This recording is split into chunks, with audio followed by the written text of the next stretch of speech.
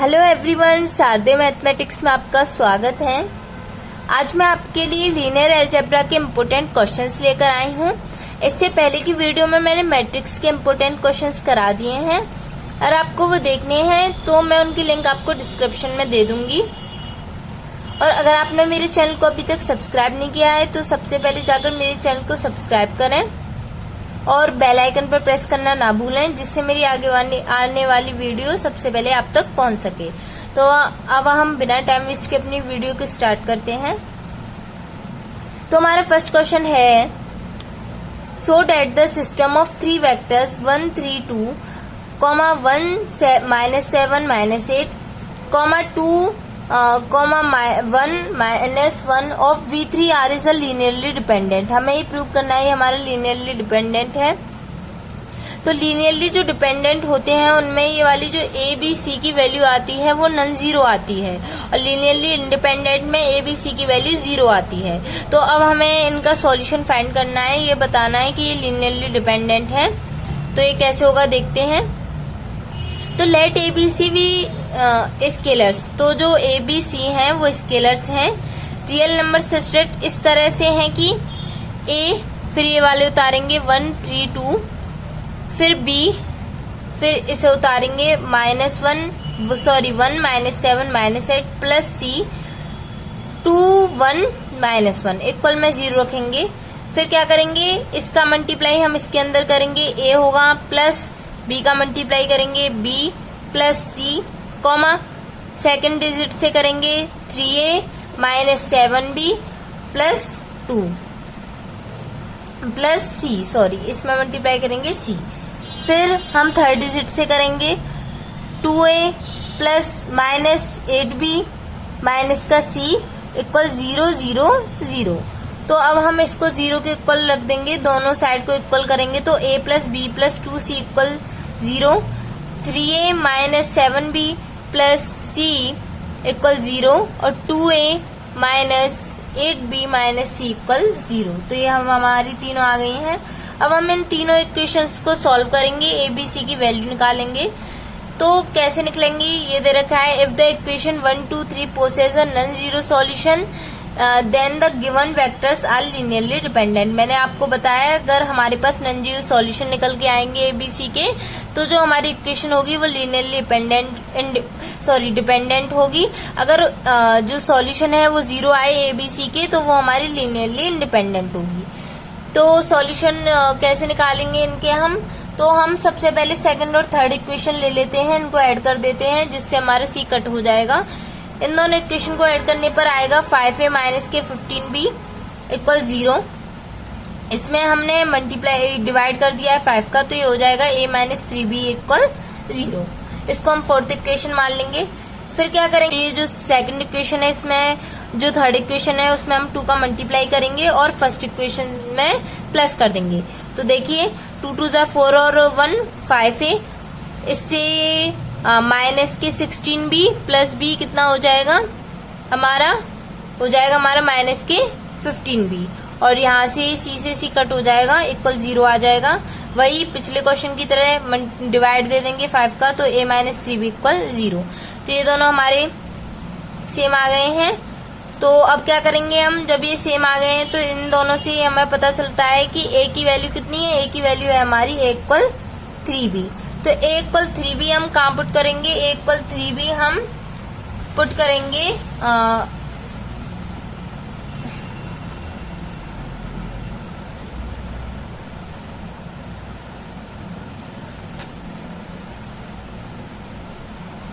तो ये हमारी सेम आ गई है वैल्यू। तो fourth and fifth equation same है, फोर्थ और फिफ्थ इक्वेशन ये जो हमारी सेम है। तो क्या करेंगे हम, जब सेम है तो A इक्वल 3B निकल के आया है,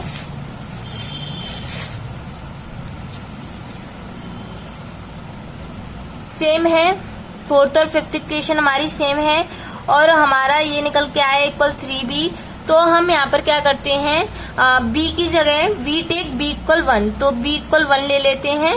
तो जब B इक्वल 1 लेंगे तो A की वैल्यू कितनी हो जाएगी 3, A की वैल्यू 3 हो जाएगी, और ये हमारी A और B की वैल्यू को हम किस में पुट करेंगे, इस इक्वेशन में पुट कर देंगे, किसी भी इक्वेशन में पुट कर देंगे तो c की वैल्यू हमारी आ जाएगी -2। तो हमारे पास वैल्यू आ गई है a इक्वल 3, b इक्वल 1 और c equal -2 is non zero solution. ये हमारे पास नॉन जीरो सॉल्यूशन आया है। जब ये हमारे नॉन जीरो सॉल्यूशन होगा तो जो हमें इक्वेशन फाइंड होंगी, जो हमारे इक्वेशंस होंगी वो क्या होंगी, हमारी लीनियरली डिपेंडेंट होंगी। अगर जीरो सॉल्यूशन होता तो हमारी वो लीनियरली इंडिपेंडेंट होगी। तो अब हम सेकंड क्वेश्चन करते हैं। तो ये क्वेश्चन है हमारा, सो डेट द वेक्टर्स 1 2 1 2 1 0 और 1 -1 2 form a basis of RQ। तो ऐसे क्वेश्चंस काफी आते हैं, तो आप एक बार इन्हें अच्छे से देख लीजिए कि ये जो हमारा 1 2 1 है और 2 1 0 1, -1 और 2 है, ये हमारा बेसिस के फॉर्म में है। तो we know that the set 1, 0, 0, 0, 1, 0 और 0, 0, 1 forms a basis of RQ। हमें पता है कि जो RQ के बेसिस होते हैं वो होते हैं 1 0 0 0 1 0 और 0 0 1। तो हमारा डायमेंशन RQ का कितना हो जाएगा, हमें ये भी पता है कि बेसिस के जितने नंबर होते हैं वो हमारे डायमेंशन कहलाता है। तो यहाँ पर हमारे 3 है, 1 2 3, तो डायमेंशन RQ कितना हो जाएगा 3। अब हमें ये प्रूव करने के लिए हमारे पास एक थ्योरम है। देखिए ये थ्योरम है, if V over F is a finite dimensional vector space. तो ये हमारा V ओवर F है, वो हमारा 3 का फाइनाइट डायमेंशन वेक्टर स्पेस है, ठीक है। Then any set of n linearly independent vectors in V forms a basis of V। अगर हमारा ये जो वेक्टर है V, अगर ये लीनियरली इंडिपेंडेंट होगा तो ये बेसिस के फॉर्म में रहेगा। तो देखते हैं कि हमारा लीनियरली इंडिपेंडेंट है या नहीं। अगर ये हमारा लीनियरली इंडिपेंडेंट होगा तो ये RQ के बेसिस के फॉर्म में होंगे ये वेक्टर। तो देखते हैं, अभी जो मैंने पिछले क्वेश्चन में बताया था लीनियरली इंडिपेंडेंट और डिपेंडेंट चेक करना, उसी से चेक करेंगे, उनके सॉल्यूशन निकालेंगे। तो हम कर लेंगे। वहां पर हमने ABC लिया था, इसमें A1 A2 A3 लिया है। आप कुछ भी ले सकते हो, ABC भी ले सकते हो यहाँ पर। और ये जो V है A1, ये वैल्यू है 1 2 1 प्लस A2, ये वाली वैल्यू 2 1 0 प्लस A3 1 -1 और 2 इक्वल 0 0 0, ठीक है। तो इसका जब हम मल्टीप्लाई करेंगे ये हो जाएगा A1 plus 2 A2 plus A3 comma second digit से 2A1 प्लस A2 माइनस का A3 कॉमा A1 प्लस 0 आ जाएगा, इससे मल्टीप्लाई करेंगे तो प्लस 2 A3 0 0 0। तो अब हम दोनों साइड को इक्वल करेंगे तो क्या है वो होगा, दोनों साइड को जब हम इक्वल करेंगे तो A1 plus 2 A2 plus A3 equal 0, 2A1 plus A2 minus A3 equal 0 और A1 प्लस 2A3 इक्वल 0। तो हम ये वाली इक्वेशन लेंगे, इसमें हम सेकंड का 2 का मल्टीप्लाई कर देंगे सेकंड इक्वेशन में, और फिर हम इसे माइनस कर देंगे 1 में से, ठीक है। इन दोनों इक्वेशन जब हम इसमें सेकंड का मल्टीप्लाई करेंगे और इसमें से माइनस कर देंगे, तो जब हम ऐसा करेंगे तो ये क्या हो जाएगा, इसमें हम करेंगे मल्टीप्लाई सेकंड इक्वेशन में 2 का और इसमें से माइनस करेंगे तो 2 2 जा 4 और इसमें से माइनस करेंगे तो माइनस के 3A1 प्लस यहाँ पर 2 हो जाएगा, इससे इसे माइनस करेंगे तो ये कट हो जाएगा, और यहाँ 2 का मल्टीप्लाई करेंगे तो माइनस के 2A3 और माइनस करेंगे तो ये कितना हो जाएगा प्लस के 3A3 इक्वल 0, ठीक है। तो और हमारी इसमें जब 3 का डिवाइड दे देंगे तो ये हो जाएगा माइनस के A1 प्लस A3 इक्वल 0। इसे हम फोर्थ इक्वेशन मान लेंगे। अब हम थर्ड और फोर्थ इक्वेशन को लेंगे। ये वाली थर्ड है A1 प्लस 2A3 इक्वल 0 और ये हो गया minus A1 plus A3 equal 0। तो इस वाली इक्वेशन और इस वाली इक्वेशन को हम ऐड कर देंगे तो क्या आ जाएगा 3A3 इक्वल 0। तो A3 की वैल्यू कितनी हो जाएगी 0। जब A3 की वैल्यू 0 है तो A1 की वैल्यू कितनी होगी 0, और जब इन दोनों की वैल्यू 0 है तो इसमें हम पुट करेंगे 0, तो ये A2 की भी वैल्यू कितनी आ जाएगी 0। तो यहाँ पर हमारा A1, A2 और A3 तीनों की वैल्यू 0 है, तो therefore the set S is linearly independent, hence it forms a basis of RQ। तो जब इन तीनों की वैल्यू 0 है, यानी ये जो हमारा सेट S है वो हमारा लीनियरली इंडिपेंडेंट है। और मैंने भी आपको थ्योरम बताई थी, अगर हमारा ये जो सेट है लीनियरली इंडिपेंडेंट होगा तो ये RQ बेसिस के फॉर्म में होगा। तो अब हम थर्ड क्वेश्चन देखते हैं। नेक्स्ट क्वेश्चन है हमारा, so that the mapping T V2R से हमारा कहाँ जा रहा है V3R defined as T A, B equal A plus B, A minus B, B is a linear transformation from V2R into V3R। Find the range, rank और nullity of T। तो हमें ये सब फाइंड करने हैं, इसकी रेंज, रैंक और nullity of T। तो कैसे होगा, सबसे पहले हमें ये दिखाना है कि ये V2R से V3R है, ऐसे क्वेश्चन भी आते हैं।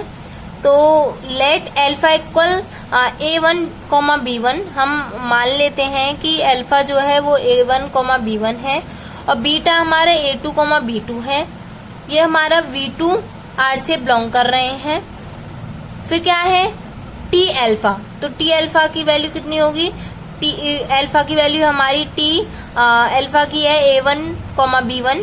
तो हम A, B को किस तरीके से लिख सकते हैं, A plus B, A minus B और B। तो इसी तरह से लिख लेंगे, यहाँ पर A हमारा A1 है और B हमारा B1 है। तो A1 प्लस B1, इसी फॉर्म में A की जगह A1 और B की जगह B1, A1 minus B1, B1। ऐसे ही ये है T बीटा, बीटा की वैल्यू है A2, B2। तो जहां जहां यहाँ पर A है वहां हमारा A2 आएगा और जहां जहां B है वहां हमारा B2 आएगा। तो A2 plus B2, A2 minus B2, B2। तो also let A, B belongs कर रहा है हमारा R से, हमने ये भी मान लिया A और B हमारा रियल नंबर से बिलोंग कर रहा है। देन क्या होगा, A alpha plus B beta V2 R से बिलोंग कर रहा है। तो ये हमारा होता है, ये प्रूव करने के लिए T A alpha plus B beta की वैल्यू हमें ये प्रूव करके लानी पड़ती है A T alpha plus B T beta. तो हमें ये प्रूव करके लानी है। तो कैसे लाएंगे, तो T A अल्फा की वैल्यू रख देंगे A1, B1 प्लस B और बीटा की वैल्यू रख देंगे A2, B2। तो ये हो जाएगा हमारा T, मल्टीप्लाई करेंगे इसका, तो A1 प्लस B A2, यहाँ से करेंगे A B1 plus B B2। ठीक है, अब वही उसी फॉर्म में आ गया हमारा, ये T A, B की फॉर्म में आ गया। और यहाँ पर जो A है ये है हमारा A1 प्लस B A2 और B है हमारे यहाँ पर A B1 plus B B2। तो इसको भी हम A plus B, A minus B और B के फॉर्म में लिख लेंगे। तो A प्लस B ये हो जाएगा और A माइनस B और यहाँ पर हमारा B, इसके फॉर्म में हमने लिख लिया है। फिर क्या है हमारा, फिर हम क्या करेंगे, इसमें से A कॉमन ले लेंगे, इस वाली में से। तो A कॉमन लेंगे तो यहाँ बचेगा हमारा A1 plus B1 plus B common लेंगे तो A2 प्लस B2, इसमें से हम A कॉमन लेंगे तो A1 माइनस B1 प्लस इसमें से B कॉमन लेंगे B, तो यहाँ बचेगा A2 माइनस B2 और ये हम एज इट इज लिखा रहने देंगे। फिर क्या करेंगे, हम इसमें से क्या कॉमन ले लेते हैं, A कॉमन ले लेते हैं इस पूरे में से। जब A निकालेंगे तो इधर बचेगा A1 प्लस B1, इस वाले में बचेगा A1 माइनस B1, इस वाले में हमारा बचेगा ओनली ऑन B1। ऐसे ही हम प्लस B कॉमन ले लेते हैं तो यहाँ बचेगा हमारा A2 प्लस B2, इधर होगा हमारा A2 माइनस B2 और इधर बचेगा हमारा ओनली ऑन B2। ये हो गया। आपको पता है कि A1 B1 A1 minus B1 B1 की वैल्यू कितनी है, ये आपने निकाली है यहाँ पर A1 B1 T। तो वही लिख देंगे इसकी जगह हम T A1 B1 plus B T, इसकी वैल्यू ऊपर निकाली है तो A2 B2। और ये T A1 B1 किसके इक्वल है, T अल्फा के, और T A2 B2 किसके इक्वल है, T बीटा के। ठीक है, तो वही लिख लिया है हमने, A T alpha plus B T beta. अब हमें क्या करना है, अब हमें इसकी रैंक, नलिटी और हमें रेंज फाइंड करनी है। तो यहाँ तक तो हो गया। T is a linear transformation from V2R into V3R। Now हमें पता है कि जो V2R का बेसिस होता है वो कितना होता है, 1, 0, 0, 1। तो वी हैव T 1, 0 को हम कैसे लिख सकते हैं, आपको पता है, इसमें दे रखा है क्वेश्चन में, a, b को हम a plus B, a minus B, b के फॉर्म में लिख सकते हैं। तो 1 + 0, 1 - 0, 0 इक्वल ये कितना हो जाएगा, 1, 1 और 0। और 0, 1 को इसको हम कैसे लिख सकते हैं, 0 + 1, 0 - 1 और 1। तो ये हो जाएगा 1 - 1 और 1। Thus the range of T is subspace of V3R spanned by vectors 1, 1, 1, 1, 0 और 1, -1, 1। तो हमारी रेंज क्या हो जाएगी, रेंज हमारी ये जो निकल कर आई है ये हमारी रेंज हो जाएगी। ठीक है, ये हमारी रेंज होगी। फिर क्या है, फिर है हमें अब क्या रैंक बतानी है इसकी। तो रैंक कितनी होती है, Thus the range of T is subspace of V3R spanned by vectors 1, 1, 0 और 1, -1, 1। तो इफ x, y हमारा रियल नंबर से बिलोंग कर रहा है तो x इनको हम लिख लेंगे 1, 1, 0 प्लस y 1, -1, 1 इक्वल 0, 0, 0। क्योंकि बेसिस हमारा कब होता है, जब ये हमारा लीनियरली इंडिपेंडेंट हो।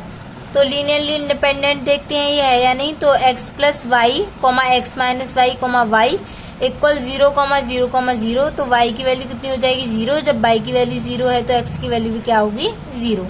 ठीक है, the vectors 1, 1, 0, 1, -1, 1 form a basis of the range of t। तो ये हमारा रेंज ऑफ t का क्या है, बेसिस है। हमें ये पता है कि जो रैंक होती है t वो हमारा डायमेंशन ऑफ रेंज t के बराबर होता है। तो यहाँ पर बेसिस की जो नंबर है कितने हैं, 1 और 2 हैं। तो हमारा डायमेंशन ऑफ रेंज कितना होगा, 2। जब हमारा dimension of range of t 2 होगा तो रैंक ऑफ t भी हमारा क्या होगा, 2। तो ये हमारा रैंक ऑफ 2 निकल कर आ गया है। ये हमारा रेंज है, ये वाली वैल्यू जो है ये हमारी रैंक है। अब हमें नलिटी बतानी है, नलिटी ऑफ t। तो जो नलिटी ऑफ t होती है वो हमारी dimension of V2R minus rank t के इक्वल होती है। तो डायमेंशन कितनी है हमारी, 2 निकल कर आई है और रैंक कितनी है, 2 है। तो 2 - 2 जब हम करेंगे तो हमारा क्या आ जाएगा, 0। तो ये हमारा थर्ड क्वेश्चन कंप्लीट हुआ। अब हम करेंगे फोर्थ क्वेश्चन। हमारा फोर्थ क्वेश्चन है, prove that norm of alpha plus beta हमारा क्या है, less than and equal to norm of alpha plus norm of beta. तो ये हमारी ट्रायंगुलर इनइक्वालिटी भी बोलते हैं इसे, हम ऐसे भी लिखा सकता है या फिर आप के पास एग्जाम में ऐसे भी लिखा सकता है। तो कैसे प्रूव करेंगे, तो norm of alpha plus beta का स्क्वायर कितना होगा, हम इसे ऐसे लिख सकते हैं। ये हमारे पास होती है एक थ्योरम होती है कि हम इसको ऐसे लिख सकते हैं, alpha plus beta comma alpha plus beta. ये भी हमारी एक थ्योरम है। इसको हम किस तरीके से लिख सकते हैं, अल्फा, ये वाला अल्फा, फिर हम लिख लेंगे alpha plus beta comma alpha plus beta, इस तरीके से लिख लेंगे। फिर क्या करेंगे हम, फिर हम अल्फा कॉमा अल्फा लिख लेंगे और इसका मल्टीप्लाई जब इसमें करेंगे तो plus alpha comma beta plus beta comma alpha plus beta comma beta. आपको पता होगा कि बीटा कॉमा अल्फा की जो वैल्यू होती है वो बार अल्फा कॉमा बीटा के इक्वल होती है। तो वही हमने यहाँ लिख दिया है। और अल्फा कॉमा अल्फा को हम नॉर्म ऑफ अल्फा स्क्वायर लिख सकते हैं प्लस अल्फा कोमा बीटा, इसको हम लिख सकते हैं bar alpha comma beta plus norm of beta का स्क्वायर। आगे क्या होगा, आगे ये है कि जो हमारा अल्फा कोमा बीटा है और alpha plus alpha comma beta पर बार है, उसको हम कैसे लिख सकते हैं, z प्लस जेड बार को हम लिख सकते हैं 2RE z। तो वही लिख दिया है हमने 2RE, और z की वैल्यू कितनी है हमारी यहाँ पर, अल्फा प्लस बीटा, प्लस ये कितना हो गया हमारा नॉर्म ऑफ बीटा का स्क्वायर। देखिए अभी मैंने आपको जो फॉर्मूला बताया है। फिर हम ये जो 2RE real part alpha modulo of alpha comma beta को किस तरीके से लिख सकते हैं, इसको जेड को हम ऐसे लिख सकते हैं, रियल पार्ट ऑफ जेड को हम लिख सकते हैं मॉड्यूलर ऑफ जेड। तो इसी तरीके से हमने ये लिख दिया है 2 modulo of alpha plus alpha comma beta plus norm of beta का स्क्वायर। ठीक है, फिर क्या है हमारा नेक्स्ट है, ये हमारा इस तरीके से है। जब हम इसको हम इस तरीके से लिख सकते हैं तो मॉड्यूल को खोल के हम नॉर्म के फॉर्म में भी लिख सकते हैं ऐसे। देखिए नॉर्म ऑफ अल्फा का square plus 2 norm of alpha dot norm of beta plus norm of beta का स्क्वायर। ये हमारा फॉर्मूला बन जाएगा अल्फा प्लस बीटा का होल स्क्वायर। तो ये हो गया हमारा norm of alpha plus norm of beta का होल स्क्वायर। तो ये जो हमारी चल रही थी कॉर्नर में alpha plus norm of alpha plus beta का स्क्वायर हमारा किसके इक्वल होगा, alpha norm of alpha plus norm of beta का होल स्क्वायर के।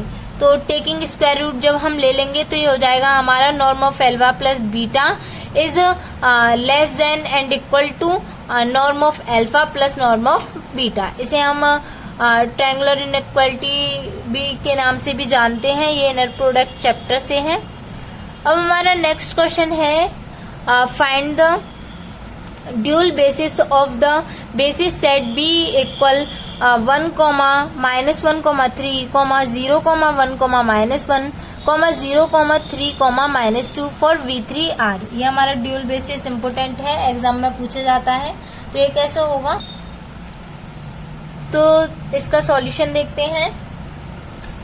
लेट अल्फा 1 इक्वल, इसको हमने अल्फा 1 मान लिया, इसको हमने अल्फा 2 मान लिया, इसको हमने अल्फा 3 मान लिया। देन बी इक्वल ये हमने जब ये अल्फा 1 अल्फा 2 और अल्फा 3 माने तो इनकी जगह अल्फा 1 अल्फा 2 और अल्फा 3 पुट कर देंगे। फिर हम क्या करेंगे, B dash equal F1, F2, F3 is a dual basis of B. ये भी मान लिया हमने कि जो बी डैश है वो F1, F2, F3 is a dual basis of B का ड्यूल बेसिस है। देन फिर क्या होगा, F1 अल्फा 1 की वैल्यू कितनी होगी 1, F1 अल्फा 2 की वैल्यू कितनी होगी 0, F1 अल्फा 3 की वैल्यू कितनी होगी 0। ये इस फॉर्म में देखिए 1 0 0 0 1 0 और 0 0 1 के फॉर्म में लिखी जाती है। F2 alpha 1, F3 alpha 1, F2 alpha 2, F3 alpha 2 इस फॉर्म में लिखी जाती है। लेट A, B, C हमारा V3R से बिलोंग कर रहा है। A, B, C की जो वैल्यू है वो हमारी क्या है x। इस तरीके से हम लिख सकते हैं इनको, ये हमारे स्केलर्स हैं। कैसे लिख सकते हैं, x इनको लिख दिया 1, -1, 3 प्लस y 0, 1, -1 प्लस z 0, 3, -2। और ये हमारी जो वैल्यू थी वो अल्फा 1 थी, ये हमारी अल्फा 2 थी, ये लिख दी, और ये हमारी क्या थी अल्फा 3 थी। ये हमने वैल्यू लिख दी है। फिर क्या है हमारा, तो जो हमारा F1 ABC की वैल्यू कितनी होगी, तो F1 ABC की वैल्यू हमारी आएगी x, F2 ABC की वैल्यू कितनी होगी y, और F3 ABC की वैल्यू कितनी होगी हमारी z। तो ये हमारी वैल्यू होंगी। Now to find the values of x, y, z। तो हमें x, y, z की वैल्यू फाइंड करनी होगी। तो ये कैसे फाइंड होंगी, इन इक्वेशन को सॉल्व करेंगे। ये जो हमारी इक्वेशन है, आप देखिए जब हम इसके इक्वल रखेंगे, इसको इक्वल रखेंगे, दोनों तरफ इक्वल करेंगे, तो x अल्फा 1 इक्वल किसके होगा, a के इक्वल हो जाएगा ये।